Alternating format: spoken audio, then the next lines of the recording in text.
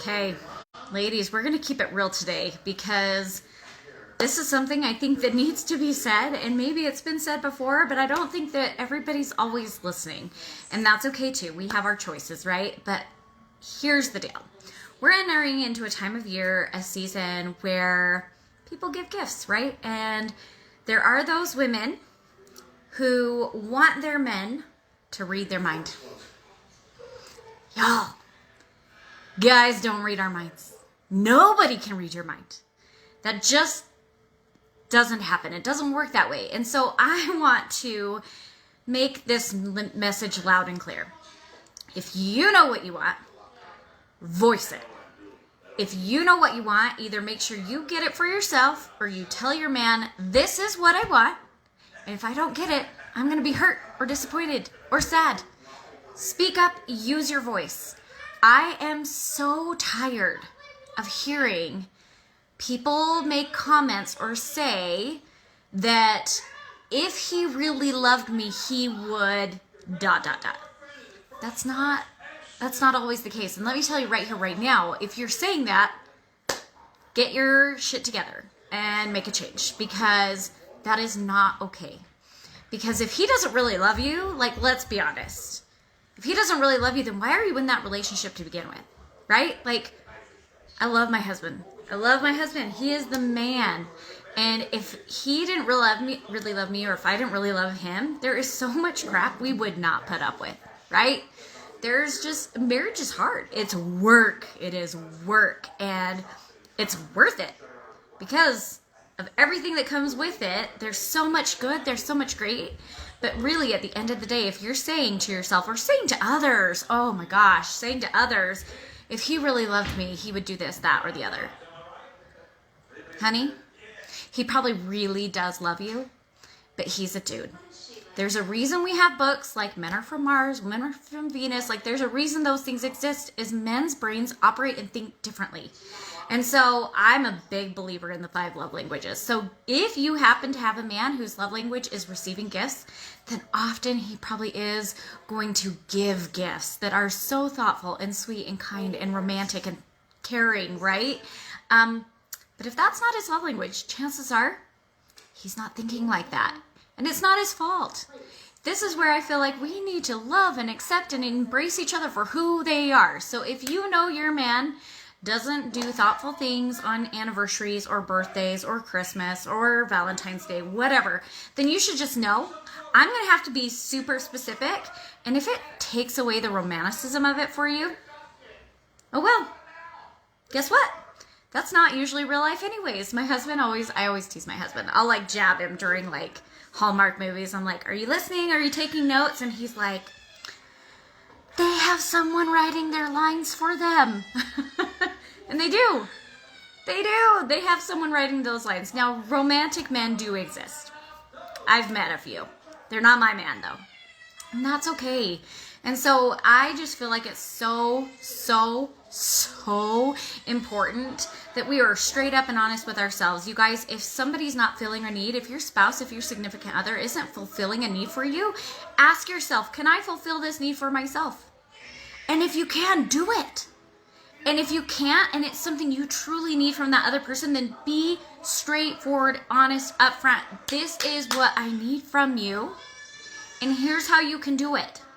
And again, if that takes away the romantic part of it, oh well, you guys, you're getting what you want. If you feel like you shouldn't have to tell them what you want, then honey, I'm sorry. You are in the wrong universe. And there are going to be times, there are going to be maybe moments where somebody, your significant other, your loved one, does something for you that you were not expecting and that is super sweet.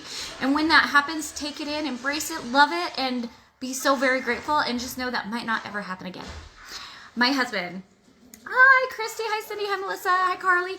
My husband is a wonderful gift giver, but he is not great with his reactions, with his responses. Like, I'm super excitable, and you probably can tell that, right? But I'm super excitable. I get excited. I get happy. I love giving great reactions, and that is just not my husband. Love you, kid. Have a great time.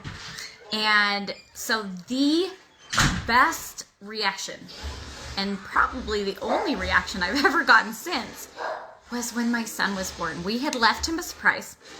We didn't find out, actually, my husband didn't know any of our kids. I knew on our third. I knew our third was a girl, and me and my oldest daughter kept that a secret from everybody else. But anyway, we left our last a surprise, and the doctor had slipped that morning saying, let's get her here, let's get her out. And so I was like, oh, a fourth girl. Okay, what are we going to name her? Like, we didn't really have a girl name. We always had the boy name. We didn't have the girl name. So we decided if it's a girl, we're going to name him Lacey, her Lacey. And anyway, we had this whole thing, and then we get to the hospital. We tell the nurses, oh, like, we had left it a surprise, but he slipped this morning. He says we're having a girl, and the nurses are like, well, you never know. He might not have slipped intentionally. Like, he might have just said it. And so when my son came out of me, my husband was like, oh my gosh, Shammy, it's a boy. He was so excited. Like, oh, I cherish that moment because it was so beautiful. But that is like the only time. Like, otherwise he has a pain in my butt when it comes to reactions. Like, he intentionally doesn't give me the reaction he knows I'm looking for. And so you guys, it is so important that we just voice it. In movies, like, I'm always like, why aren't they communicating, right? If you can look at your life and be like, okay, if this were a movie, what would I be saying?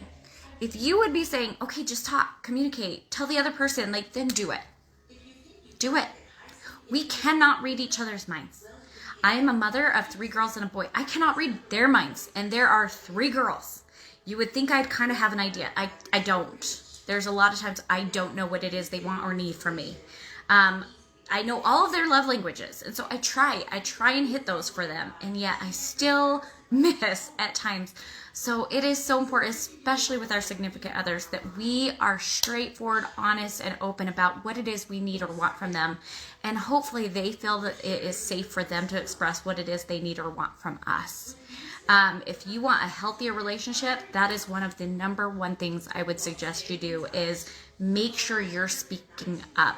Mine is physical touch. And so I have told my husband for almost 20 years now that I need him to touch me. I need him to walk past me and touch my back, or I need him to hug me, or I need him to be the one to go hold my hand.